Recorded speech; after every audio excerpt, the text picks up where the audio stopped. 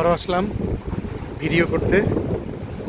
Actually আমার নদীর তীর কিংবা বিলের তীর এইসব জায়গার পাশে বসে এখানকার আবহাওয়া উপভোগ করতে বরাবরই ছোটোবেলা থেকেই অত্যন্ত ভালো লাগে। কারণ পানির উপরের বাতাসের যে স্পর্শ, শিহরণ, এইটার সাথে আসলে পৃথিবীর কোনো কিছুরই আসলে তুলনা করা চলে না।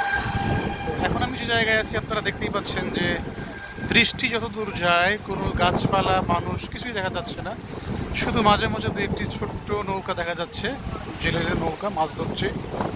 আর ট্যুরিস্টদের কোনো নৌকা আজকে আমি দেখছি না, সবগুলোই অলমোস্ট ঘাটে বাঁধা। এই যে আমার সামনে দেখুন, কোনো ট্যুরিস্ট আজকে যাচ্ছে না। আর ঢেউগুলো আসলে আমি আমার ফোনে আনতে পারছি না, ঢেউগুলো দেখে মনে হচ্ছে যে সমুদ্র। অবশ্য শান্ত সমুদ্রের ঢেউ এর চেয়ে কম হবে। আর বাতাসের কথা আসলে বলে আমি বোঝাতে পারবো না, এটা আসলে ফিল করার ব্যাপার। বাতাস কত সুন্দর হতে পারে তার বেস্ট একটা এক্সাম্পল হতে পারে নিকলি হাওড়া।